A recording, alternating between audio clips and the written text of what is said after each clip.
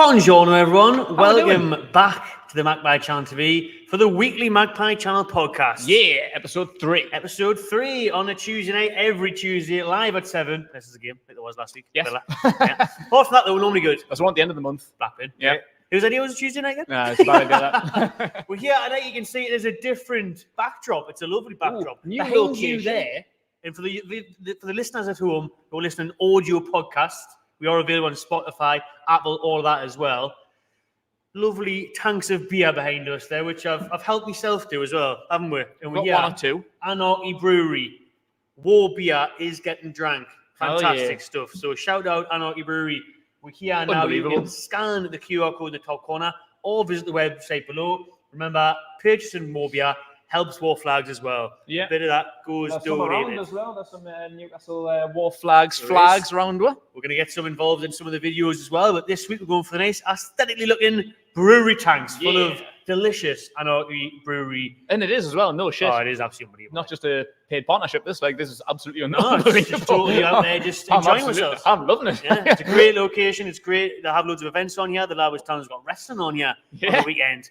Johnny Rick will be allowed. This summer they're going to have the Euros on, so that's going to be great. Loads of games. Big screens. One there, one on the stage. I got stage there. We'll have gigs on, and then they're going to have more football matches on. Obviously, they had a sold-out Derby Day fan zone here as well. The Super Bowl's here on Sunday. Nice. Yeah, £5 a ticket with a free beer included. Bargain. What more do you want? What more do you want? So shout out Anarchy Brewery, and we're here having a lovely time with some lovely beers. So we've got loads to get through, not just the pints. This week, topics on the channel, on the podcast. Can't lie, I'm here for the beers. Yeah, of course you are.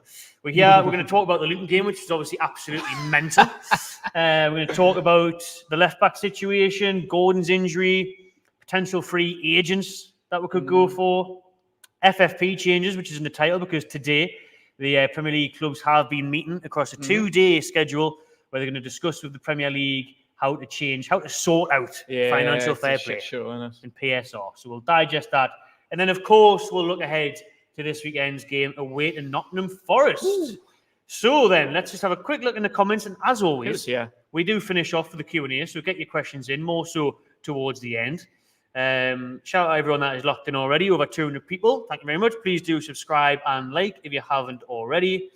Hello, are these actually live or pre-recorded? I guess that question came in. It did. Live and direct. Live in the flesh right now. So expect bloopers. And anything else. Do you know what I mean? That's how I'll go with them.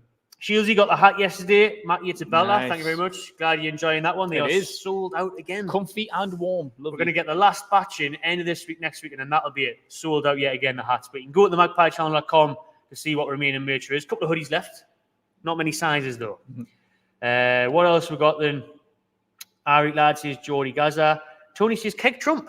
Must be all the American gear. Yeah, we'll cut that one up, please. Thank you. Not be taking that one. Keg and full Panthers gear, just like the good old days. Never changed. Never changed. Fatback Pickle, shout out to them for being a member. What's War beer like? It's absolutely tremendous. Really nice. You should try it. It's available loads of places in town. Nice loads of bars now. But you can get it by scanning that QR code. Try the cans, which obviously come with an unbelievable bit of the graphic design on there. Obviously, the lights kind of defeat. Well, it is nice though, and it's just a nice light beer, 4.3%. Doesn't blow your dick off like some of these do, but these are all really nice. This is a brand new one, Blind Faith, 4.8 IPA. So nice. Brand new this week, this one. I tell you what a great thing is as well. Obviously, it is the annual foundation dinner at St. James Park tonight, and War Flags did donate 400 cans to that event for free. So everyone that's at that dinner, including all the players, first teams there, will be having a nice little can of War beer with the foundation logo on the side. Very good stuff. So, what else we got in the comments? And before we do talk about Newcastle 4, Luton 4. Let's just do that. Let's just get into that there. Shout out everyone. Have we? Where then? What we got? Oh, Kevin's there from Florida. He's locked in. Shout out Kevin. Bit of a regular on the channel. Shout out someone that just became a member. Geordie Gaza knows the score. Yeah. You can check out the community post on the channel as well. We've just gave away a brilliant photo frame there of the 0708 team with the St. James Park there. Martin, Shea Given, Mike Lone, which you can replace. But yeah, check that out. And obviously, we do weekly, monthly giveaways on the channel. Just seen Nobby Solano at the stadium tonight for the foundation dinner. Good to see Nobby back in the tomb with his trumpets.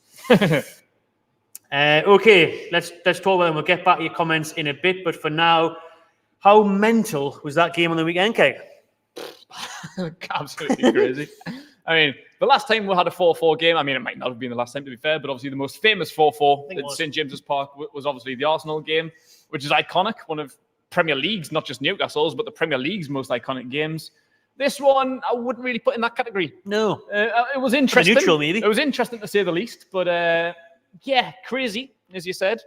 Don't really know how to take it, because obviously scoring 4 goals in front of your home crowd, amazing. Normally. Can't go wrong with scoring 4 goals at home, but the problem is conceding 4 goals, and especially when that team is Luton Town. Yes. If you conceded 4 against Man City or Liverpool or Arsenal or something, you'd hold your hands up and be like, all right, fair play. But Luton Town conceded 4 goals at home. Big problem, eh? It is big problem, because when you look at it and you think, especially when you go 1-0 up after 7 minutes. Yeah. Long stuff. I thought I5 was coming in. Yeah, I did as well. I thought we were going to absolutely breeze this. Avenge the defeat on Boxing Day, I think it was. No, it was the day before. It was the 23rd. Christmas Eve. We got beat away. Embarrassing. Didn't like that, but we were on a bad run of form. So and away form especially was horrendous. So it wasn't exactly against the run of play, but a bad and slightly embarrassing defeat, to say the least. So yeah, we needed to avenge that at home. We're in a good run of form, to be fair. Fulham, Sunderland. Who else did we beat? Who was in the league just before that we won? Why have I gone blank? My mind's not beat. Anyway, how did you go live? So we're in a good run of form. And then we beat Aston Villa. Of course, Villa. Yeah, that was the last game. I thought beat Villa. That was against the run of play. Away 3-1, tremendous result. As I say, form wasn't great. Away form horrible. Smashed a really, really good team away. So I thought this is it. This is the stepping stone that we need. We need to build on it. Luton should be an easy win at home. But you conceded 4 goals, man. Not acceptable. Not acceptable at all. So I cannot work out. I mean, fair play to Luton. I kind of criticize. I didn't criticize them. I bigged them up last week, but I said they're not a Premier League team. Historically, the size of the club, where they've been previously, it's weird still seeing Luton Town as a Premier League club. And respect for it, because I love an underdog story, and I'm a fan of Luton. I always want them to do well. When they beat Brighton, I was like, that is amazing. 4-0, a big team like Brighton. I was like, that's mad, but we can't let that stop them. That can't let us stop us at home. We can't get beat. So we scored 4 goals, and that should be enough. Yeah. But the fact that they were able to score 4 goals in 2 consecutive games against 2 very, very good teams like Brighton and Newcastle, fair play to them. Credit to Luton for that, but that's still no excuse on our part. We can't be they're in good form, blah, blah, blah. No. You concede 4 goals at home. Yeah. That shouldn't even be acceptable if it's a City or a Liverpool. But the fact that it's Luton, we need to give ourselves a shake after that. Absolutely mental.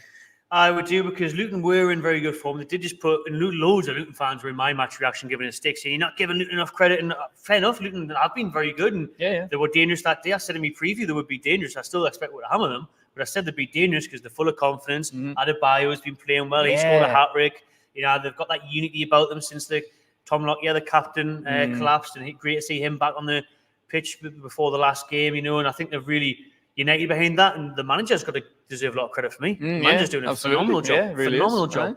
But the thing with Luton Town is it's Kenilworth Road. That's a freak of nature for anyone to go there. Everyone goes there and craps the pants, don't know what's happening. Do you know what I mean? They don't like it, they don't fancy it. But when you come to St James's Park, and what's happening at our place, we beat off Forest, drawn against Luton. One way you can look at it is, though, I'll spin positive on it now. Spirited comeback. 4-2 down. True. Do you know what I mean? True. That's looking like, I think, other parts of the season. We're staring defeat in the face, no doubt. You lose that game. So come back from 2 goals down can be a positive, I suppose. Yeah, and I know we conceded 4 goals, but we still got a point out of it. Like I say, it could quite easily have been a defeat. We didn't lose the game, so that's maybe a little bit of a silver lining. You concede 4 goals, 9 times out of 10, you lose the game. But we got a point out of it, so. Like I say, we came back, and that's great. We showed a little bit of spirit when we looked down in the dumps, and we looked like we're staring defeat in the face. So, to be able to pull it back, that is a positive, and we got a point. We didn't lose. So, it's not the worst thing in the world. We still scored 4 and got a point. So, that's definitely worst games out there. It's so typical of Newcastle, and that's why the podcast tonight's episode was originally titled "All Aboard the Toon Roller Coaster" because it was a roller coaster week where you beat Villa and then you concede 4 at home to Luton and draw. Only way you could do that. Only us could humble Villa in their backyard who hadn't lost a game in over a year. We battered them. It should have been more than 3-1. And then Luton come to Toon, and score 4. Do you know what I mean? It's typical Newcastle, but if you had to give me 4 points at the start of the week, say draw Villa and win Luton, you take that. It's a bit of a kick in the teeth when shouldn't have been 6. We're 7th now. We build on this Villa win. We'll win these next 3 games in a row. Momentum, 12 points out of 12 before we face Arsenal end of the month. And you think, table's looking a lot prettier. Yeah. And I think, as I say, credit to Luton, and I'm a big fan of that sort of underdog story. But when they got promoted, I thought amazing for Luton. But I'm buzzing to play them because that's 6 points. Absolutely guaranteed to get 6 points. And what do we get with? 1. Luton got 4 points off us. You told me we weren't going to beat Luton at the start of the season. Yeah, I know. That was it. I was buzzing for them, Kenilworth Road being a Premier League team. That's amazing. Buzzing for them, blah, blah, blah. But that's 6 points guaranteed. We've got 1. I don't know whether to laugh or cry at that. That's absolutely insane. And we say the draw was a spirited comeback, but our good friend Jacob Murphy, if you're watching Juicy, should have scored, should have made it 5-4. At the back post, he misses that chance. Jacob, he should have been burying that. And then you talk, and then there's a classic. It's become an iconic fixture. It is, You know what I mean? That great recovery down from 4-2. Because it was similar when we drew with Arsenal 4-4. I think it was Niall Ranger had a chance right at the end. He did. I think we had another opportunity. I think a penalty that should have been given, I think. Should have had a penalty. Ranger missed one. Was scored now. Did Best not score, but it was marginally offside. That was pre-VAR and all, to be fair. He was on. Big up Leon. Yeah, I can't remember off the top of my head, but I'm pretty sure it was a very, very close one. Yeah, so we could have won that Arsenal game. We could have, but all the talk around that Luton Town game kind of... Well, we'll talk about Harvey Barnes soon and the impact he can have. Come back, scored the equaliser, Denzel Washington. But he, one thing that people have highlighted, is he a scapegoat? Is he at fault? Does he deserve the blame? Is Big Dan Burn. Everything's been around him. I was in the pub after the game and everyone was saying, Matty, Dan Burns. I was going to the car park to film the match reaction. There was a queue of traffic, as you'd expect. 3 cars in a row, wound the window down. Matty talk about Burn. Matty say Burn. Matty tell everyone how shit Burn is. And I was like, I didn't want to do that, really. I like Burn. He's been brilliant for the same for us. I know. But I did in that match reaction because... And I think Eddie Howe's got to take a lot of blame for it as well because... He should have been pulled off at half time. He was having an absolute nightmare. Yeah. I don't like criticising Dan Burn. I love him. He's a Geordie and he's got that passion in him. You can tell he's probably one of the players in that dressing room that loves playing for the Toon the most. Out of the people that enjoy playing for the club, Dan Burn's definitely up there, probably number 1 by himself. But that's not enough to stay in the starting lineup, in my opinion. And I think sentiment should be thrown out the window with the likes of keeping the likes of Paul Dummett around because he's a Geordie and blah blah blah. He's basically a tour guide and a translator at this point. But I don't know why he's still in the squad. But Dan Burn, I've never liked him playing left back. I've said this since he started there. He just looks so out of shape. But it worked last year. So as much as I hated the look of it, it works. So I can't complain. Fair play, it's working. Matt Targett was injured. Dan Burn filled in, absolutely smashed it. We finished 4th in the league. Cannot say no. But I just visually and morally, I was I fucking hate Dan Burn playing left back. Honestly, I really, really do. Yeah. But now, Tino's came in and Tino's looked mint. Either side, he's versatile. So having a young, versatile player like that can only help. He's not a natural left back. I give the that. We should maybe still sign one. Or give Matt Targett a run in when he comes back. I know he's still injured, but this Dan Burn, he's 31, 32 now. He's 6'7", man. Knee one above fucking 6'4" should be a fullback. You're too long, you're too gangly. He's a centre back and a backup one at that because he's not better than Botman. He'd probably play on the left hand side if he was on that back side. He's Botman's backup in my opinion. Left back, he can be 3rd stringer. But he's not starting 11 quality for left back, and in my opinion, never has been as well as he done last year. Yeah, you can see. I mean, last year was unbelievable, obviously, but you can see, man. You said, he's literally the most unorthodox looking left back in the history of football. But he's not quick. He's not overly pacey. He's not overly fit. He cannot cross a ball. That's everything that you want in a modern day left back, to be able to get up and down the wing and cross them in. Trippier on the other side. Yeah, exactly. You want Trippier on the other side, and that's maybe why it worked because that gave Trippier had the freedom to bomb forward, then we would slide it like a back three. And that worked, but I think everyone kind of sussed out. Like, you can't do the same shit for too long. People will eventually suss you out, and I think that's what's happening. I think so. And when you think about Burn, lack of pace, just gets him absolutely murdered. Yeah, and I'm surprised he's done so well against the likes of Mbappe and Dembele. And he's played against Salah and people like that, and hasn't looked that out of shape for being as slow as he is. He's played against some of the paciest wingers in the league in the past 18 months, and not looked bad. But now, I really think it's just starting to catch up on him. I think obviously he gave his all last year as well. He plays his heart out for the badge, and it does get to a point where I just don't think he can keep doing it week in, week out. It gets to the point now where, like you see, he's at least rotation. He needs rotated at least, because we've seen him against Fulham. He came back and he did well there, scored a goal and that.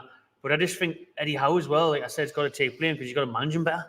Yeah, he's got to look at that Luton game and think, right, we're coming up against one of the fastest wingers in the league here. And then he's tried it and it hasn't worked for the opening 30 minutes. If you watch the highlights back, that penalty nearly happened about 3 times before it actually did happen. He's nearly pulled them back 3 times. I know, you can see that was coming. That was absolutely broad daylight. It was coming. So for us to see that and Eddie not to see that, he's got to have criticism for it. He should have brought Tino on earlier. And we all bigged up Eddie Howe last week in the last podcast on Wednesday night after the Villa game, and when he brought Tino on to protect Dan Burn, to put 5 at the back. It really worked. It stifled Leon Bailey. That's what you want. Whereas this week, he just continued letting Burn just chase after that kid, and before you know it, penalty, and then Luton are ahead. You know what I mean? So you look at that for me, and both of them need to take blame, but both of them going forward need to think more about the opposition, plan more, not just be like, let's be back 4, done, don't care who he's playing against. That's it. I feel like that was the thing last season and all. And like I said, we've done so well, and we're done very, very well. Like, we've got top 4, so you can't complain. We've achieved exactly what we needed to achieve. But all season long, I was thinking, like, someone's going to suss us out because we're doing the same shit. As long as everyone's fit, and for the most part, last season they were. This season's been horrendous, but last season weren't too bad with injuries, and particularly that back 4. And I think it was that sort of level of consistency that made us so good. But I was just thinking, like, when's he going to change things up? When's he going to try something different? Because, like, sooner or later, we're going to get caught out. I know we got beat 3-0 against Villa away last season. I don't know if that was maybe one of them. I think that was maybe just a bit of a blip. That was just maybe Villa were just in really, really good form at the time. But all season long, I thought, like, we're going to slip up here because it's going to be predictable. People are just going to be able to watch our games and neutralize it. They're going to know what's coming. It was almost too predictable. People have said that about us going forward, haven't they? Yeah, because I thought it was the same with Almiron. Like, Almiron on the left wing, you know what he's going to do. And we said that a couple of weeks ago. You know what Almiron's going to do. He's either going to wait for Trippier on the overlap, cut in on his left foot and try and shoot, or he's going to pass off to Bruno. They're the only 3 options Almiron has in his locker. So as soon as you figure one of them out, then Almiron's basically irrelevant. But I was just thinking, like, it's just something like just needs to change. Like, people are just going to figure it out. And, like, once people start figuring it out, then what we're going to do, like, we need to try, like, a few different things, even just for rotation. Just try something one game and it might not work, so you can revert back to it the week afterwards. That's no problem. But yeah, I'm just not really, like, this season's just been a bit of a shit show, especially in terms of injuries. But like Eddie Howe's just kind of, I think he's really loyal, Eddie Howe, and I think that's particularly what Dan Burn comes down to the left back. I think he's just a bit of a loyalist, and, like, just kind of has his favourite players, almost like a Gareth Southgate. I know, I was just about to say, don't be a Southgate. Yeah, don't be an English, typical Englishman. Like Southgate.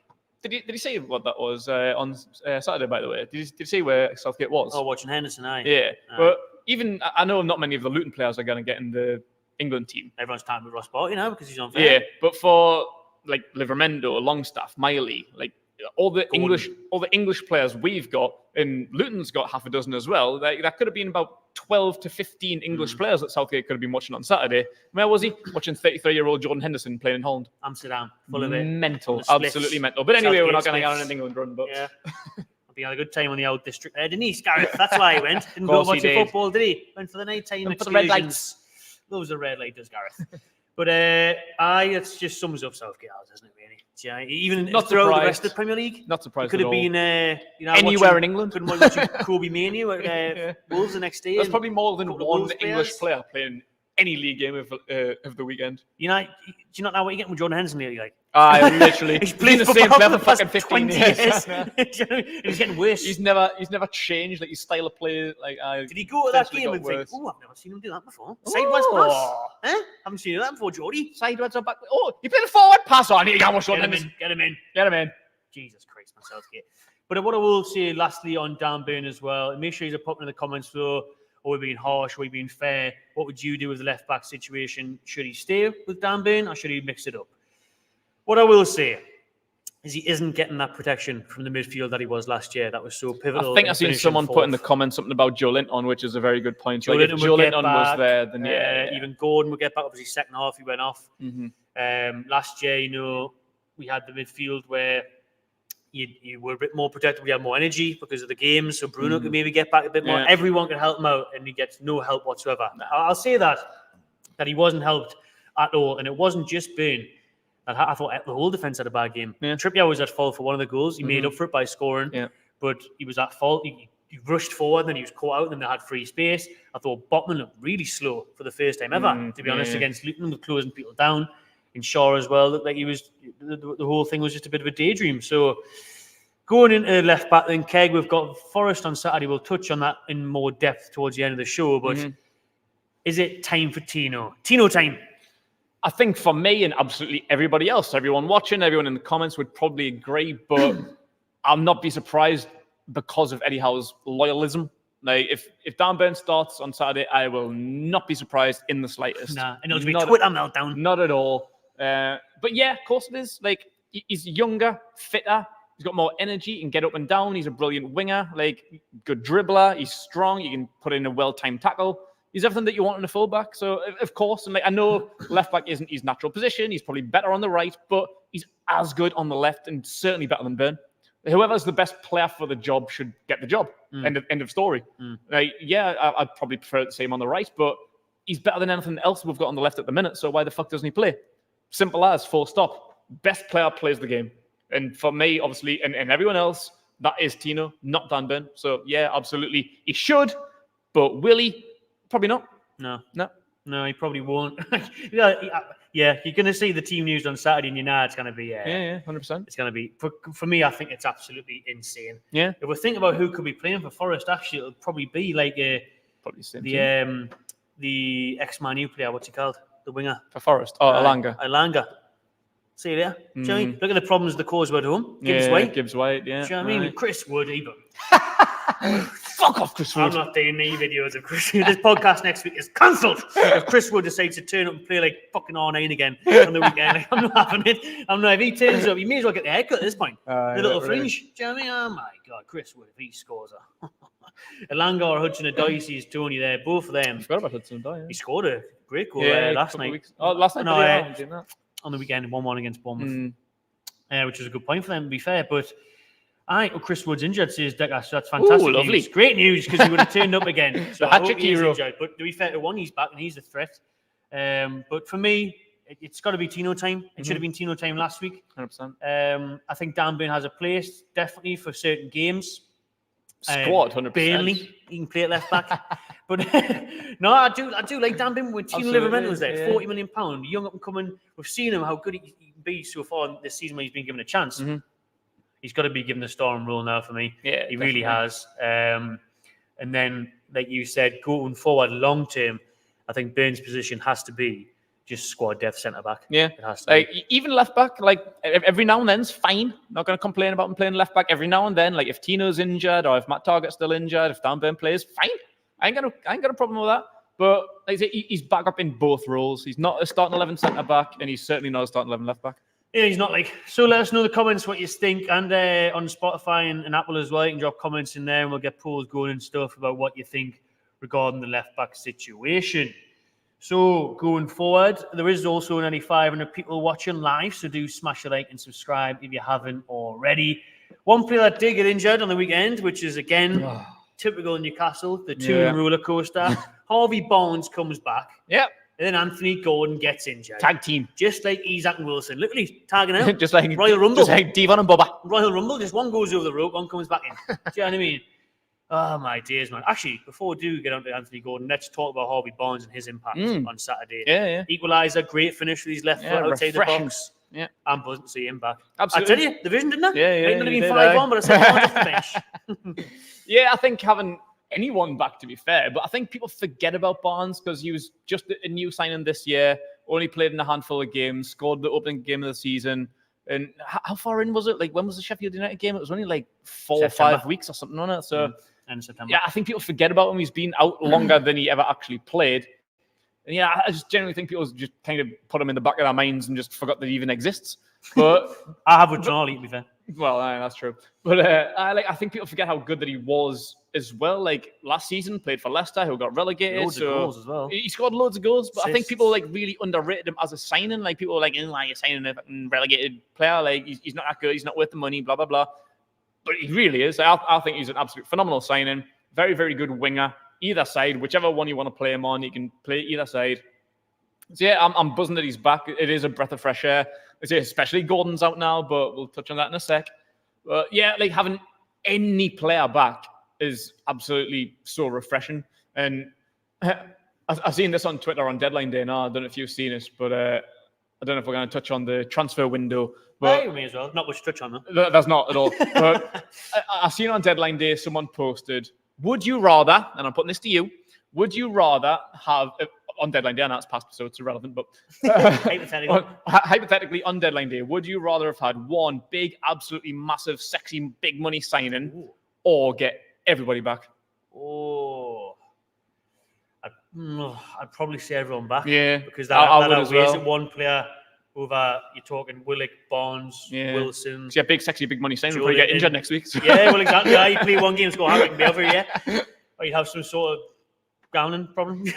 Some sort of thing going on in the background where he's banned for 12 So but I think just getting more and more players back, like once the squad's fully back, we'll look like a brand new team. Like once you get like Bond, I don't know if he's fully fit, but once you get like Wilson, Isaac, Willock, Joe Linton, Hoytinali in there as well. Like once everyone's back, fit, healthy, ready to play a full 90 minutes, we'll be a whole different team. We will be because I think you've seen the impact of Barnes and someone who's actually on the wing. Yes, Gordon's been phenomenal this season, but I feel like Barnes is that real out-and-out winger where he's got a technical ability. He can score and assist, crossing, everything that you need. Crossing, shooting, outside the box. We don't score many goals outside the box. Yeah.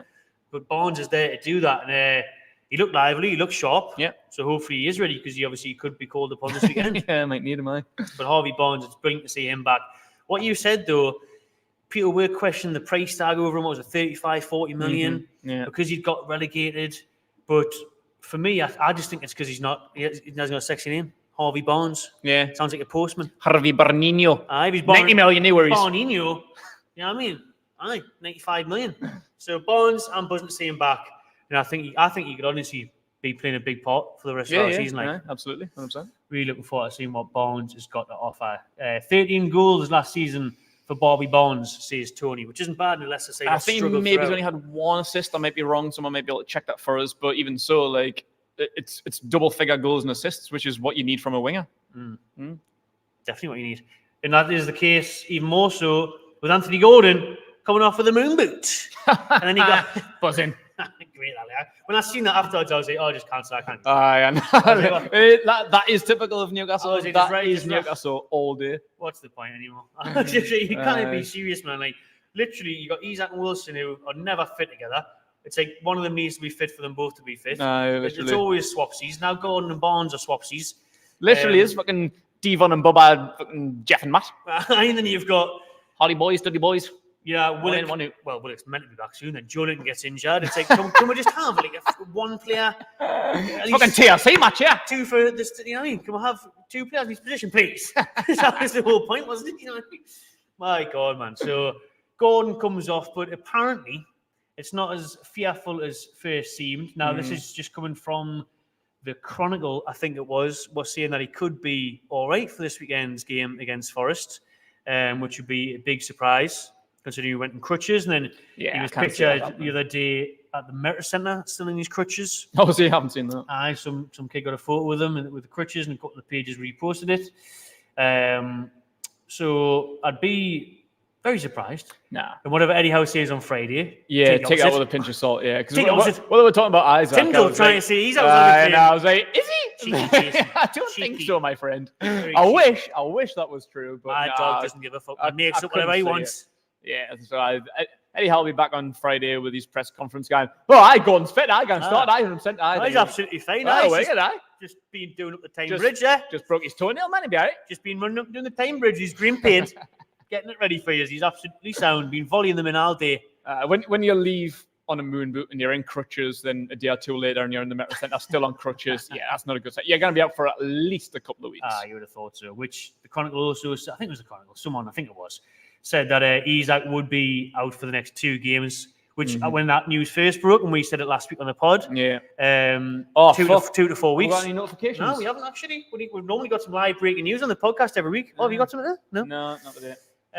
Stay tuned though. Still half an hour to go. There probably will be some massive breaking news. Honestly, we're cancelling it if something comes through in the next 20 minutes, half an hour. Like if we get a big injury news update, honestly, we're fucking done with this podcast. Sorry, well, I'm just gonna come here without the camera and drink beer. Week 1, Joe Linton on. Week 2, Isaac live on the show. Gordon ruled out for 14 months. So Isaac, as we'd expected when it first came out, they said 2 to 4 weeks. Tyndall was trying to say he was back against Forest. Now it's looking like he is going to be out for that couple of weeks we expected. But the bench as well was the one other player that was back on the bench on the weekend. Barnes was back in. Well, obviously Wilson was back and had to come on, didn't he? For Gordon down the middle. So we didn't expect Wilson. No, nothing was said about Wilson in the press conference. I don't think. Not that I heard. So Wilson. Well, this is where we go wrong though, because this is where it happens. Wilson has to then cover for Isaac, who takes the knock. Yep. Wilson then starts 4 games when he's not ready to start them. Gets injured. Isaac comes back, starts the next 5 games when he should probably play 2 or 3. Can't rotate. And he would just rinse and repeat. Yeah. Rinse and repeat. Barnes will be playing absolutely class for the next 5 weeks. And Gordon will come back. Then Barnes will be out for the season. Wilco probably play 2 games and be out for the year. Oh, that's work like that. I really hope Gordon's injury isn't serious, because Southgate probably won't pick him since he just goes to Amsterdam and gets wrecked instead of watching English players in the Premier League. Going there and watching Jordan Henderson, 42-year-old. So he deserves that England call-up. If he keeps on playing the way he does, you'd think he'd surely be within a shout. So I just think for his sake, and more importantly, Newcastle United's sake, for that FA Cup run that we've got coming, and the push for Europe, we need Gordon back. He's been our best player of the season for me probably so far. Yeah, so I think that'll be interesting as well. If we get everybody fit, and last couple of weeks we've mentioned Almiron, would you go with Barnes left, Gordon right, Isaac up front? I would. If everybody's fit and healthy, is that our best front 3? I think that's the deadliest front 3. I think that's the most dangerous front 3. The front 3 that's going to really get you the most goals. Yeah. Maybe balance when I think because. It's hard because obviously Anthony's had a brilliant season on the left flank. Yeah, it is hard to move him off of that, and I think that probably is where he's best. Do you even move? You could try Barnes on the right. I suppose he scored with his left foot on the weekend. True, yeah. So I think Barnes, I think they're both. That's what I thought when we first signed Barnes. It was a bit strange. Yeah, I was thinking he's more of a left winger. We need a right winger. I don't know why we've signed. That was my only grievance with Barnes. I wasn't mad at this, but I was thinking why have we gone for a left winger? I thought he must be training Gordon on the right now. Yeah, that's what I thought. One of them, at least. One of them's going to have to play on the right. And I thought, well, that's great. We've got Champions League, we're going to have loads of games. Brilliant if we can rotate Gordon Barnes. Perfect. But if that was the case when the end of the window was shut, I thought, we're still a bit late in midfield. We're still a bit late in centre forward. It does still seem strange the Barnes buy, considering FFP, and then just last month we haven't been able to say anyone because of it. When priority, I would say, would have been striker or centre mid over a left wing at to challenge Anthony Gordon. That's not breaking news, is it? Breaking news, Eddie Howe sacked. No. Just joking. Eddie Howe, the boss is here. He's touched down at the old annual dinner there for the foundation at St. James Park. Brilliant stuff what the foundation do as well. And we will be playing at the foundation centre on that rooftop pitch next month. Yeah. Shout out Adidas for sending me the new Preds today. Goals! I'll try them on the day and they are delightful. I'm looking forward to. Will there be any goals? Oh, there'll be loads of goals for me. Absolutely. There's always goals now, charity matches as well. I know, literally. I finished top corner last year. We handled them. You love a header. Oh, I'm coming in with a big header this year. Big headers. So, what else we got to talk about on this podcast there? With the injury to Gordon, we touched about strikers, needing replaced in the summer, in January, needing backup. Obviously, we've only got one as it stands, and that one is Wilson, who is probably about 46% fit at a push. So people were asking me about free agents. So free agents, and they were tagging us in Joseph Martinez. Oh, Miggy's old buddy. yeah. From the old Interesting MLS, one, yeah. last into Miami. He's now on a free. Martinez and Miggy. Yeah. The old, what was it? They used to do that, didn't they? Yeah, the heart thing, yeah. I'm laughing because I don't even know where I've seen it, but I've seen it on some like Sunderland fan page that they were talking about like, oh no, it's when they signed Callum Styles. I just Who the hell is that? He's a Hungarian international. Darren Styles is long lost brother. Yeah, so I just seen because I follow like a Hungarian football page. Long story. I just seen like them mention it, so I clicked on it, and it was like Sunderland's official mention of Callum Styles, and they were kicking off because he's more of like a winger, or he's more of like a centre mid that can cover at left back. But Sunderland fans were kicking off because they needed a striker, and they're saying like, "Oh, where's the striker?" Then someone listed the players that they could have got, and Joseph Martinez was one of them. I was like, he's not going to Sunderland. Imagine going from Miami to the Mackens. He wants to that. So there was a few players on that list, but Joseph Martinez was number one. I was like, fucking have a day off, man. But he'd probably come back if that was his only offer, just to go on the night to me. But we were saying last week, literally anybody available, whether it was a loan deal. This was last Wednesday, so it was about 3-4 hours before transfer deadline day. But yeah, like I said, we need 3 strikers, and currently we've got 2 injury-prone ones. So we need anybody will do.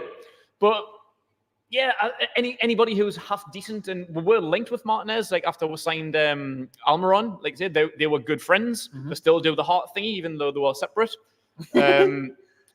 And yeah, I don't see why not. I know he's only really kind of got higher level MLS experience with Atlanta and Inter Miami. But he came highly rated, and I'm sure not just Newcastle, a few other Premier League and European clubs were interested in him when he was in Atlanta. He's recently played with Messi. Can't go wrong with that. Yeah. And obviously that connection with Almiron as well. Like, it's not a bad option, but for the main points that we need, anybody will do. So why not? If he's available, he's free, he's got a good friendship with Miggy Almiron, he's a decent striker from MLS standards, at least anyway. But just to come in as at least third choice striker for free, where's the risk there? There's absolutely zero. Minimum. Honestly, I'm in favour of it. People may be what more, but at the minute, just give him a 3-month contract until at least just at the end of the season. Why not? Hope he's and Wilson are actually like near 100% fit. And if he proves himself, if he gets enough game time, bags a couple of goals, then extend it. Keep next year. Well, yeah, exactly. Because it's a no lose for me. Even if you look at games like Forest on the weekend where Wilson starts, but even a fully fit Callum Wilson will start flagging after 70 odd minutes. So even at a Wilson at this point, if you could have a Martinez to bring on for 10, 15, 20 minutes, literally, where's the risk? The worst thing he's going to do is just struggle to maybe hold the ball away. He's not like score goals, but he might struggle to score goals, but surely at least be able to hold the ball, maybe link play up a little bit, give the defender a bit of more trouble. Experienced and more proven than like Ben Parkinson or any of the kids, like Amadou Diallo, like anybody like that. Like, I really just don't get. Where's he from? He's not Colombian, is he? Joseph Martinez? Yeah. No, he is Colombian. He's Colombian, but he's an international. Is that Ecuador's flag? That's it right there. That may be Ecuador, is it? Is it? I think it's Colombia, isn't it? I'm usually good with my flags, but I've been put on the spot. So, man. No, I think it's Colombian. But anyway, wherever he's from, but he's got international experience. Played in the South American, what's it called? The Copa America. He's got experience, so yeah, it's a zero risk signing. But who else is available? Who else is on your list there? Talk about experience. This man has it in an abundance. You're not going to say Diego Costa, are you? Diego Costa, everyone. Oh, no. He's 35. We're sacking him off. Wasn't he at Wolves last year? He was at Wolves. He stinks. He stinks. He absolutely stinks. But in terms of forward, we haven't got much option. Jesse Lingard is still on this list, but he's currently going to the rush hour. He's over in South Korea. He's saying rush hour. South Korea. There's not many strikers, really. Carlos Villa. He's old now, isn't he? Remember him? Carlos Villa? No, aye. Look at Carlos Villa. I'm sure. Right winger, 34, Mexican. Isn't he like the top scorer in the MLS or something? Like he bagged them in the MLS. Yeah, and another MLS reject, get him in. Venezuela, he's from. Venezuela, my bad. But he's 34. What's Joseph Martinez? 30? That's our age, man. Both our teams do. No, that's true. But like I say, on a 6-month contract, free of charge, I don't even suppose his wages will be mad. He's not really demanding like $100,000 a week contract. Nah, give him $20,000 a week. We've done. So I would absolutely take him. There's some, honestly, this list of free agents here, let's just rattle through someone for a crack. Mamadou Sakho, remember him? Liverpool and Crystal Palace, wasn't he? Centre back. Yeah. I thought one of the strikers there. I was like, who? That's the strikers. There's not many strikers gone. No. Sakho, no. One of the youngest ones on the list, El Ghazi, 28 years old, right winger. I know El Ghazi. Uh-huh. Not quite what we need. It's not what we need if we've got like Bonds and none of these I'm on about, by the way. Gordon back. To be honest, it's just funny games at this point. Quickly, a couple more. Guilherme. De Gea still a free agent, apparently. Wasn't he meant to be going to Saudi? I think he turned it down. I think he'd rather come back to the Premier League. Like Jesse. Remember that winger as well? Jesse. Did he not play at Stoke? Did he not get Stoke? Awful. He went from Real Madrid to PSG to Stoke. Phil Jones. Wow. 31. I forgot he was a free agent. Team like even in the Championship or something. Scotland, something like Aberdeen or something, Neil Warnock. But they will probably take him in Saudi though, because he's a big name. He's won a shit ton. Like his trophy cabinet will be bigger than most players from Premier League history. Yeah. I'm surprised Saudi, like a Saudi market doesn't hire a ton of bag at him. Controversial one there, Sigurdsson. Did that ever come out late? What his deal was? I don't know. I don't think it did. But 34 years old. Remember, he went to Everton. He went to Everton. He went to Everton. Getting points deductions left, right, and centre. I was saying people like him. You deserve it. But yeah, there's Slim Pickens. Just Martinez, number one. Absolutely. One and only, isn't he? Yeah. One and only. Okay, then let's talk about what is in the title. Financial fair play changes are coming to the Premier League this summer, apparently, because this week, Tuesday and Wednesday, over a 2-day period, Premier League clubs are meeting with the Premier League to discuss changes towards PSR and financial fair play. We haven't got loads of detail on them yet. There's a lot of rumours about what's happening. I'm not really sure what's going on. But I've got it here about potential projections and what could change as Premier League clubs are set to discuss this. Obviously, notably at the minute, you've got Everton, Nottingham Forest, also Man City is a complex case with over 115 charges. So there's loads of talk about this. We've just came off the back of the quietest, most boring January transfer window in the history of transfer windows. Not just Newcastle. Nobody. The entire Premier League. Nobody spent money, did they? Nobody spent money. So we've got a football finance expert, Kieran Maguire, here saying about the proposed rules that could create a soft wage gap by linking wages to revenue. This could reinforce existing financial disparities between clubs as higher spending power attracts better players. The Premier League's proposal suggests that clubs participating in European competitions will be limited to 70% of their revenue as their wage bill, while those not qualifying for Europe could have an 85% limit, providing smaller clubs like Palace with more financial freedom. Why has he picked out Crystal Palace there? Digging them out, boy. Probably digged out Crystal Palace. Digged out right there. Smaller clubs. Palace. The new regulations aim, not my words, the new regulations aim to curb overspending and reduce the risk of clubs facing financial difficulties, which was obviously apparently the main reason that FFP got brought in, not to protect the big six or anything, just to make sure nobody turned into the next Wimbledon. All the bollocks that was. Because you could just have separate rules where your clubs have to like divulge your financial revenue, but at the same time, if you've got the money, you can spend it to a certain degree. Yes, you can't go on a madness like Robert Abramovich's Chelsea or Man City when they first came in. But Newcastle not being able to get someone on loan I know. With all these riches is just absolutely shite, man. Crazy. Additionally, the Premier League may introduce real-time monitoring of financial accounts instead of adhering to the current 3-year cycle. So at the moment, you can't make a loss of more than 105 million per 3 years. So that would make a lot more sense, to be fair. That would be nice to have a bit of logic to it where you could just run real time. So maybe at any given point, the Premier League could ask to see your accounts or could give you a few months' notice and say, you're in such and such, you can't sign that player because you're already 80 million in debt or whatever. Yeah. That would make more sense than being like, over 3 years, 100 million. Yeah. What a load of nonsense that is as well. This was brought in, FFP, over 10 years ago now. It's way outdated. Yeah, they're not even taking into account inflation because 10 years ago when this was brought in, a player that cost 5 million back then now costs 20 million. Oh yeah, absolutely. Do you know what I mean? It's like I still can't fathom players being worth like 100 million quid. Like, and I think that's me being old school. It's but just you thinking of FIFA 06. I remember when Zinedine Zidane was the world record fee for a good 5 or 6 years, maybe even longer. It feels like forever. Zidane was the most expensive signing of 45 million. And it felt like nothing was ever going to beat that. It's like 45 million, fucking hell, that's so much. And now that's nearly a Tino Livramento. That's absolutely nothing in this day and age. It's absolutely crazy. That's just me being old and just remembering when 45 million was a world record fee that seemed like it was never ever going to get beat. Now like what Neymar was 200 million. Like now it seems like that's never going to get beat. That sounds like an astronomical amount. But 10 years down the line, that who knows? That could just be a very, very good player. Just until Haaland leaves. What's Haaland going to go for? And Magpie when he eventually leaves to Real. But FFP is a piss take because like that is even ways around it. And I know they're probably going to get fucked for it. But Todd Bowley at Chelsea, he's just been absolutely taking the piss, just putting people on like 49-year contracts and stuff so they can like spread the money out over long terms. And like it's just a loophole.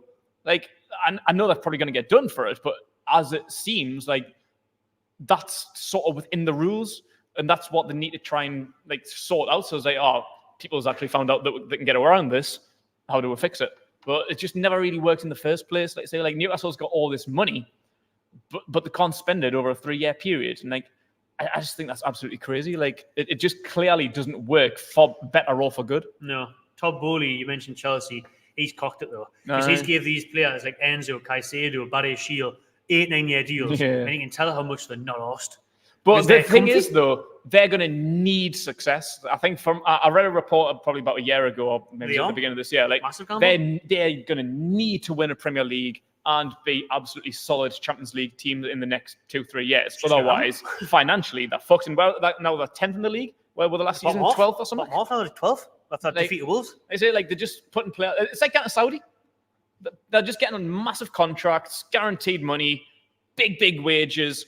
It's like going to Saudi. Like people don't give a fuck about going to Saudi. They don't give a fuck about winning the Saudi league. Like that's not everybody's aspirations when they're a kid, is it? Oh, I can't wait to win that Saudi Pro League. You're gone for money. Ronaldo never made me Champions League. You know what I mean? I'll take the Saudi league. You're gone for money. End of. And it's a shame because Chelsea are a big team. They're one of Europe's biggest teams, capable of winning the Premier League and Champions League if done right. And it's been done in the past. When did they win the Champions League? Was it 2021? Chelsea, 2020? Was it? They've run a few. Even Di Matteo won it for them, didn't he? 2021 was the last one, so not even that long ago. They won the Premier League. They've won multiple Premier Leagues. They're a good team, but they're just being absolutely taken the piss out of now because there's this American financial guy who thinks he's playing fucking Moneyball in baseball, just hiring money at people, massive long-year contracts, and they think that's going to ultimately get them success, but they're just getting players that aren't worth the money and or don't give a shit. Well, you can see they don't give a shit the way they play. Literally, no one's trying to. And they sold all that like people that do give a shit, like your Mason Mounts and people like that. So it was funny because I was watching a thing the other day, and they were saying all the players that they've shipped on are actually flying now. So you think of Hudson-Odoi, who scored at Forest on the weekend.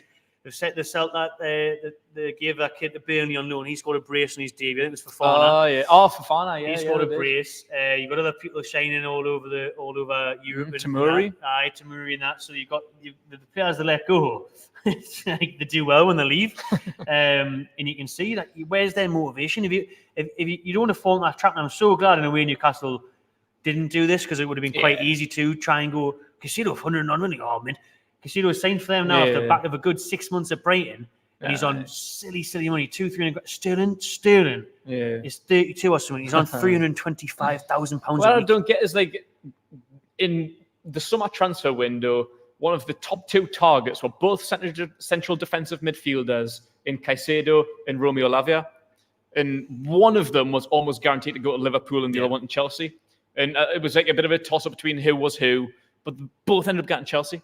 What's the point? I don't even think Lavia's played. I haven't even fucking seen him. I think he's been injured a lot. And now just talks of him going out on loan in the summer, but you spent about 50 million for him. He's like 18, 19 years old. You spent about 50 million on him and he can't get a game. Yeah. What was the point in that?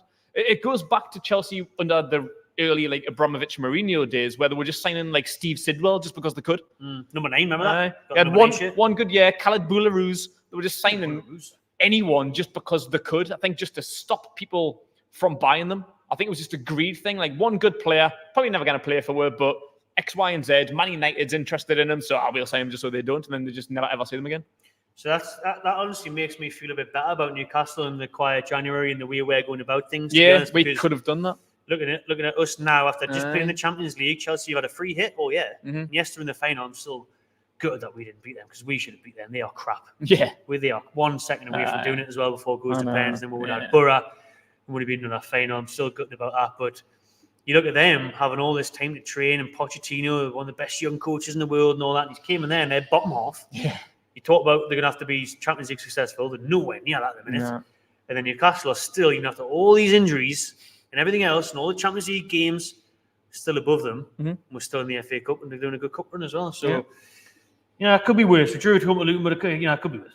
Conceded 4 at home to Luton, could be worse.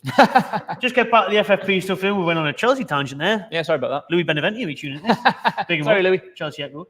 Where were we then? So, again, the last thing I talked about FFP was the Premier League looking to introduce a real-time function towards tracking financial accounts instead of the current 3-year cycle that they're doing.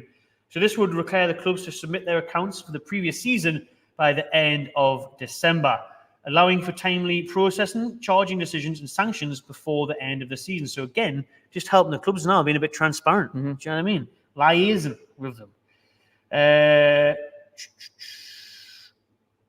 So as discussions unfold, potential changes are considered. The future of financial regulations in English football remains uncertain. But we are due to hear more about this tomorrow night or Thursday. So there's talks of it now maybe linking up with the UEFA's financial fair play regulations, which they aim to eliminate reckless spending and a gradual decrease, all those sort of things. But there's no votes on the rules during these meetings, but the reports are suggesting that the changes could be implemented as early as the summer. But big things need to change because, as we mentioned with inflation, and we mentioned with the price tag now, and the Premier League will literally just look at that January window and just be like, well, that was shit. Yeah. That was boring. Like that was the worst deadline day they ever. Want, like, exactly. money coming names. in. Yeah. We've relied upon all the biggest names in the world coming to the Premier League because of the money and the stardom and the Sky Sports and how competitive it is, or the big games, the big clubs clashing. That's going to fizzle out if you keep FFP in play. Yeah. When you see Man City not even spending in January, saying that young Argentinian kid. When you see Arsenal who are gunning for the title, can't even afford a striker. Yeah. If they signed a striker on that window, they could literally win the league. About 5 years ago, it probably was. Van Dijk was one of like the most expensive defensive midfielders in history, about 75 million. That was a January signing. This season, the probably most exciting signing was Timo Werner on loan. He's done all right, to be fair. But who's been better? Any bigger names? Any big teams? Like, I think the biggest signing, well, I can remember, let me know in the comments if we're wrong, people, was that Romanian defender that went to Spurs for like 20-odd million. I can't remember anyone else. He came from the Italian league. He actually turned down Bayern Munich. Was he called like Radu or something? Right, yeah, I remember seeing that. But yeah, I don't know who he is. He's not a big name to me. No, I'd never heard of him until he happened. He is, but, Timo Werner on loan. Biggest January 2024 signing. Insane. Class. Insane stuff. Let's talk about this weekend's game. We've been going on for nearly an hour already. That's flew over. Pushing it. Yeah, I know, Hebrew. 431 people watching live. Please do smash the like and subscribe if you haven't already. Parkmeister is a member. You can also click join and we'll get into the comments at the end as well. The Chronicle saying our max wage bill in the new system will be 175 million. That wouldn't be much, was it? Not sure about that. We'll talk about that later. So, Keg. Yeah. Nuno Santo. Ooh, half five against Forest. Sky Sports. Away section sold out for the two. Just under 3,000 of them. Obviously, you mentioned last weekend trying to avenge against Luton. Yeah. Let's try and avenge for, which was another humiliating defeat at home to Forest. It was, yeah. And I was just looking at Forest's record and all, and like they really haven't been that great. They've only won 5 games all season. The last 2 was Newcastle on Boxing Day, Man United just before New Year. But before then, you've got to go back to November 5th for the last win. And they've just been a meh team. Like they're about 16th in the league or something. Like they're very underwhelming. Like I think they've got some decent players. Like obviously they spent about 120 million last summer. So 16th. Yeah. So yeah, they're just not an overwhelming team, and I feel like, especially at home on Boxing Day, we should have beat them. I know we were in relatively poor form at the time. In fact, not relatively, fucking shit form, but knackered. Yeah, tired form. But I don't know. Like I don't know how to feel about this. Like I say, we should avenge it. Like Boxing Day was embarrassing. Home, Chris Wood hat trick. Shambles, absolute shambles. But after Saturday's performance against Luton at home, which should have been another avenge game, I don't know what my confidence level is of going away and beating them. I know. I mean, the last away game against Villa, sensational. Yeah. More of the same. And that was a surprise. Like, no one expected it to go and beat them that well, even beat them at all. So hopefully this is another pleasant surprise. But it should be either way, home or away. Newcastle should be beating Forests and Lutons. I don't care. Oh, definitely. These are teams that will fight relegation. Yeah, 100%. And if we've got that game to kick on our season and try and get 6 or 7 for the push, then you've got to be beating your Forests and your Lutons. I mean, Forest did have a good result. I'm looking at it here on the weekend there. I think 1-1 away to Bournemouth. Hudson-Odoi with that goal. Not a bad result for them because Bournemouth have been having a good season. Mm-hmm. I've got to mention this. Ex-Newcastle player signed. This was the biggest signing in the January transfer window. Was it? Matt Sells. Oh, shit. Did he start? Made his I didn't even know. For Forest as well. That's mad. Where's he come from? I didn't. Is he not doing all right? I think he went back to the Dutch league. But I think he's Belgian, so he's not Dutch. But he's been in the Dutch squad. I think he's been like the third choice goalkeeper since the dawn of time. He's just been behind, obviously, Courtois. He's behind Mignolet. Well, Mignolet is still in the team or not, I'm not sure. But he's always in that Belgium squad. But yeah. He is always in that Belgian squad, actually, isn't it? They like him over there, like. But who was their keeper before? Like it was. Turner, the American. Matt Turner, yeah. Absolutely lifting him like he was on the number one sheet. He was on the bench. Good, to be fair, because he was guaranteed to give you a goal away. He constantly give the ball away and give goals away. But Sells, I suppose you have a point to prove, eh? Like Chris Wood, you probably save the best game of his life. Save a penalty. Get it on now. What's the odds? What's the odds? Save a penalty. You beat clean sheet for Sells. Save 2 penalties. Save a Trippier free kick. That was destined for the top corner. Honestly, Matt Sells. But yeah, you say you look at their team, the defense isn't great. Like Neco Williams. They've got a couple injuries as well. Like someone mentioned, Wood was injured. Omabomey at the back of something. Nuno Tavares from Arsenal. Hudson-Odoi is good, but the forward line's good though for me. I like the forward line. I like. Well, we know how good Gibbs White is. Newcastle attract him, and they really fancy him. Callum Hudson-Odoi is coming into a bit of form. Alanga's dangerous. Not the best of end products, but he is a threat. And then Iwani is a handful of fun. He's just came back from injury. Yeah, he's decent. I do like him. I do like Iwani. I'd have him as like a 3rd, 4th choice striker. Like. Aye, 100%. But Forest on the weekend, what else have we got on it? Newcastle got a very good record there at the City Ground in the last 6 Premier League visits. We are unbeaten in the first 5, drawing the first 3, and winning the most recent 2. Last year was obviously very good. We had the 2-1 Isaac penalty at the end.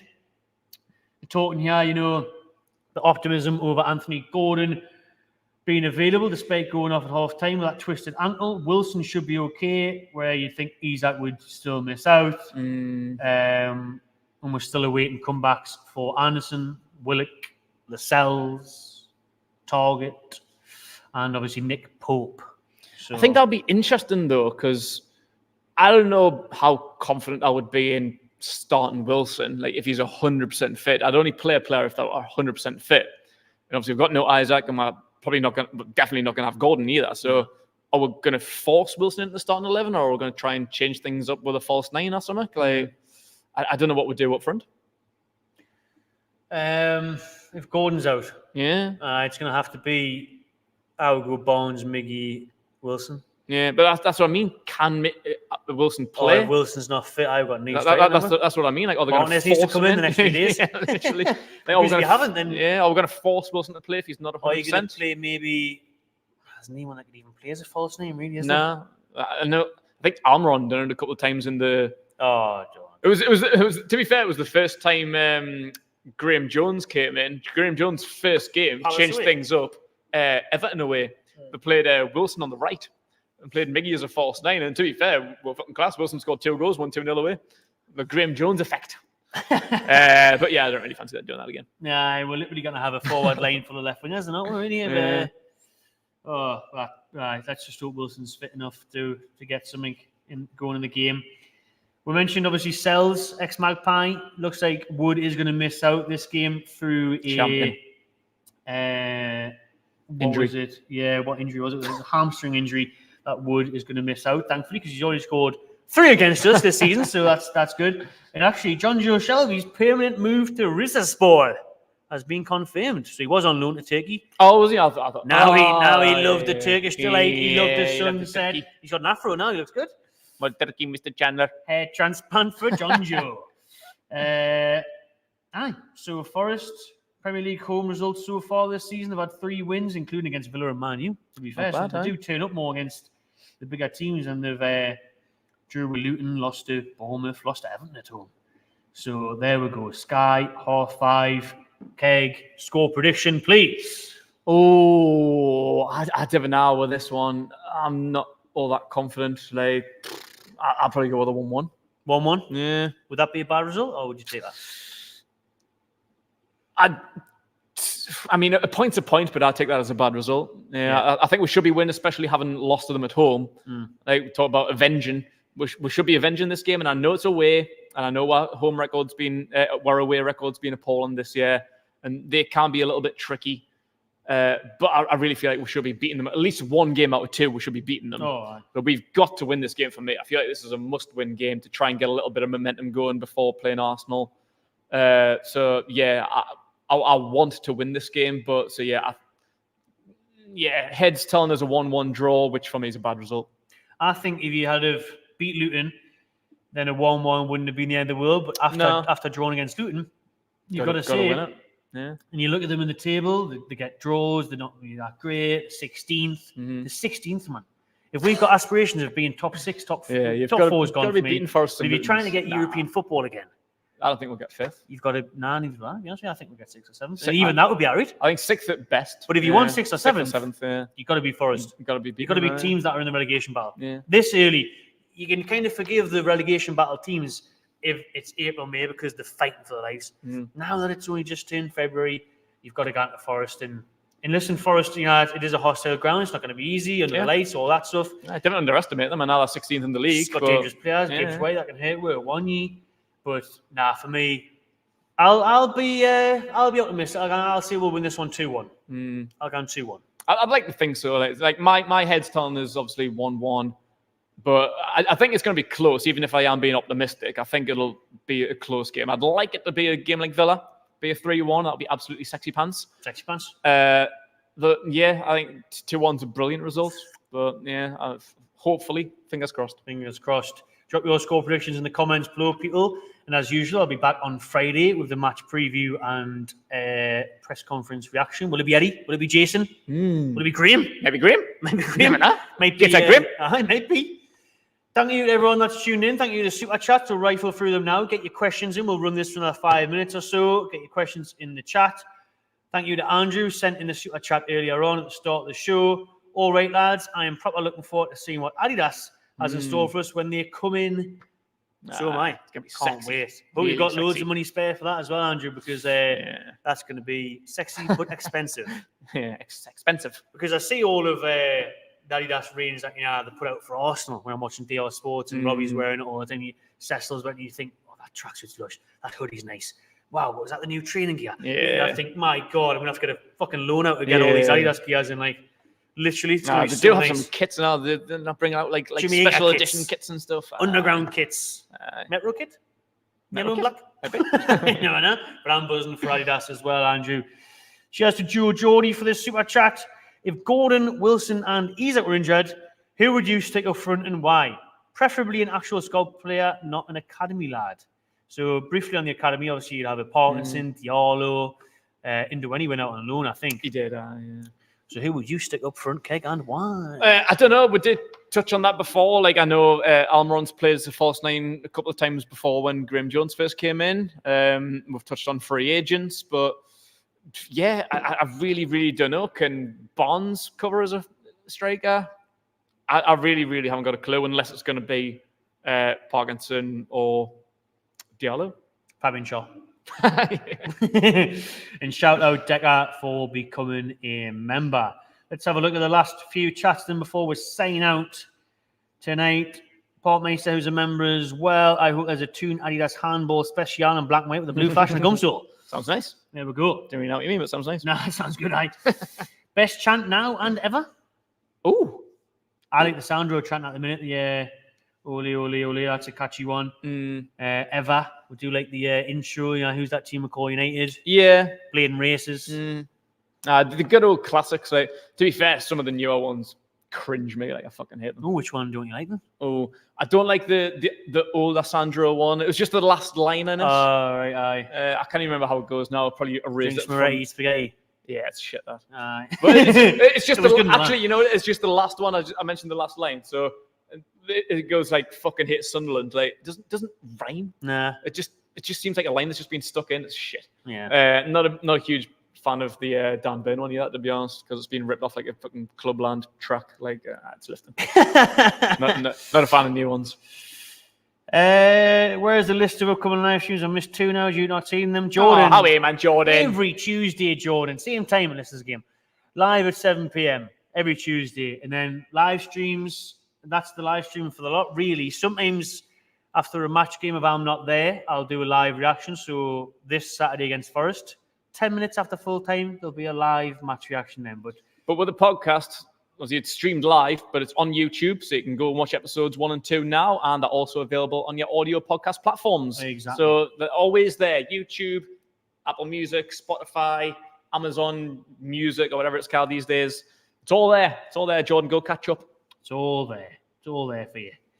People are saying John's went for a 4-1. Decker's went for a 4-1. Ooh, Real deep 2-1. 5-1 Tune. 5-1 Jackie. 2-1 It's Tony. optimistic bunch. Everyone's positive. I like it. That's what I like to see Not on mad, Tuesday. That's what we like to see on Tuesday. Honey Monster on a free. Honey Monster on a free, says Lee. Run it back, Bushy Days, Miggy false 10, says Aaron. 3 false 10s, says Robbie. 3 false 10s. Decker's got the stats in here for haven't lost to Forest since 87. Gaza played and we got beat 2-1. Gaza must have had a few too many more beers that day. Eh? No, he might have done, to be fair. He's had a few in them in his time. He must have done. John saying it's Eddie. If Eddie starts Burn, he's mental. Alanga and Gibbs White would destroy him. Got to play Tino Shari. We touched on that earlier. I think Gibbs White did a bit on Boxing Day and all, to be fair, like, didn't he? You ever heard of Ritsu Duan before? I don't know. Don't think so. Never heard. Looks familiar, but I'm trying to picture where I've seen it, and I'm not bringing any bells. So no. Sells was at Strasbourg in France. Is fantastic. Strasbourg, and he only signed for like 5 million. One of the last signings on deadline day, wasn't he? A late one. Even lads says, Alan, do you think Barnes will start against Forest, or will he be saved till after half time? I think Willock or Wilson. Depends on Gordon, really, doesn't it? Yeah, well, I don't think, like I say, Gordon's on a boot and crutches, so I'd be amazed if he starts. Like, he'll at least be on the bench, so I feel like Barnes has to start, really. But again, it comes down to the striker as well. Like, without Gordon, Isaac, and potentially Wilson, if we haven't got a fit striker, so Barnes is going to have to start somewhere, unfortunately, because I don't know what his fitness levels is like. Same with Wilson. Feels like someone's going to be forced into the starting 11 that isn't fully fit, whether that's Barnes, Wilson, or whoever else. So, who knows? Lads. Hello. No club with a turnover under 450 million has won the Champions League in the last 10 years. We're still 200 million short. There we go then. Still very short. Robbie's saying apparently in UFC going to Australia for pre-season. People doing it are starting to talk. Wouldn't be surprised at all if we did try and go to that. Yeah, build the part Australian of the world. market. Yeah. Obviously, we did America last year. I think next up would be Australia or Asia type of thing. Maybe they could do Singapore and Australia in one type of thing. Nice that. Yeah, I think we would do that. So, announcement for that will probably come like March, April time. Chris Naz, I said it. Yeah. Hey, you know how good he's been. He is 2 and 2, really but he's good, been like such a threat as well. I'm surprised he went out on loan, to be fair. But I don't know how good he's been in Spain, though. Has he been decent at Villarreal? No, he wasn't that great. Was he not? A couple of goals in like 20 games, but 2 and 2 for Sheffield, and he looks more to home in England, to be fair. Matt, you need to grab his name on your socials. Pop with a DM on Instagram. It shows what you've got. Send a Why message. not? Send them in. Send your designs in. Happy to have a look at them. Right, I think we'll finish off in just a minute or so. Let's just make sure I haven't missed anything. That's in Shearer's 50 million equivalent to 30 million today shows how inflated he'd be worth well over 100 million. That is crazy. That we literally spent a world record fee. I still find that crazy, and that was less than 30 years ago, 28, 29 years ago. We spent a world record fee, not a club record fee, not a Premier League record fee, world record for 15 million. I think that's fucking crazy, mental. That. And then it took we didn't break it for bloody God knows how long they were. Owen, and then Owen, and we didn't break the Owen one until Miggy for another 12, 15 years. We missed out with that. Dwight Gale's a free agent. Bring him home. Bring him Sorted. Bring him home for Saturday. Blowing a Gale. Get him in. Seen Rondon mentioned a couple of times. Is he a free agent? Rundy. Where's he at? Rundy's still going. I haven't actually heard of him since, because he went to China with Rafa, didn't he? But I haven't heard where he's been since then. Too many salt and pepper chickens for Rundy, aren't they? Too much the old honey chili chicken for Rundy. Sounds good to me. Actually, what a player Rundy was. He was. He was crap everywhere else, and he came for us. Absolutely crap. He loved it. He played his soul out for Obviously, us. just loved Rafa, didn't he? Loved Rafa. Loved the tune. Loved the Brunel. Rondon is a number 9, man. Absolutely mad. People just griefing Southgate and stuff in the comments as well. Fair play. Going back. Aye, that'll do. Let's see. There's the last couple from the live, and then we'll sign out. Dwight baby. Dwight baby. Like it. Tell you what, I mean, desperation at this point. Beggars can't be Jesus. Good question here again by Chris. He's bringing in all the bangers. To be fair, I'm shout out Chris Taylor for Chris. Good notes. What about England playing at St James's, Keg? That was mentioned yesterday or so, wasn't it? Officially confirmed. I put it out on our socials last week when the rumour was there, but now has been confirmed. England will play Bosnia-Herzegovina on the 3rd of June. Monday night, I think it is. At St James's. First time we've played in the 2 and the 3 lines since 2005. I was going to say, maybe it's about 2007 or something. I remember back and playing, that was pretty much about it. 2-0 win over Azerbaijan. Yeah. So that's good, isn't it? Yeah, nice. I like to see them spread around a little bit, because I always feel like Wembley's a bit of a piss take, like having them like constantly, because especially for us as Northerners, like it's a long way to go. And like they don't really come up much. I know they've played at Leicester Stadium. I know they've played at Wolves a couple of times. We even played at Sunderland a couple of times. I don't know if the last time was the pre-Euro 2016 game we were there. Aye. Have they been there since? I think so. Yeah. But it's nice to spread around a little bit, as they should. Like, especially for just a friendly and all. Like, I maybe play at Wembley for like the big important games, like proper qualifiers and things that actually mean anything. But for a friendly, you should take them around the country. Absolutely. Should be playing at Villa Park, Newcastle, Anfield. I always feel like we get forgetting about up north. I feel like no one gives a fuck about us. So yeah, it's nice to spread around a little bit and show us the England first team. Thanks for the kind comments there from Richard. Thank you very much. And Tony as well, who's enjoying the new format, the podcast, which is our new weekly live show every Tuesday at 7.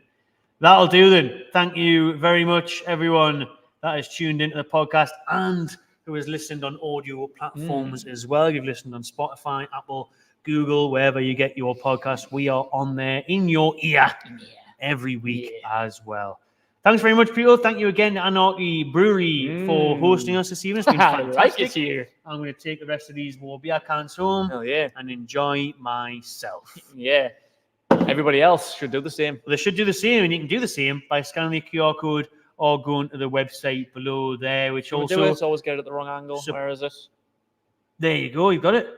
There it is. There you go. And then you can go to the website below there, which again will take you to the War Beer, which obviously gets donated towards War Flag as well for more fantastic displays. Good stuff. Cheers, everyone. Cheers, Kate. Been a pleasure. No worries. You too. I'd cheers you, but I'm all out. I'm all out. Time to refill, people. Yeah. Cheers, everyone. Enjoy the rest of your week. We'll see you again soon on the Magpie channel. Looking forward to Forest's game. Thanks. Subscribe, like, share, and enjoy yourself.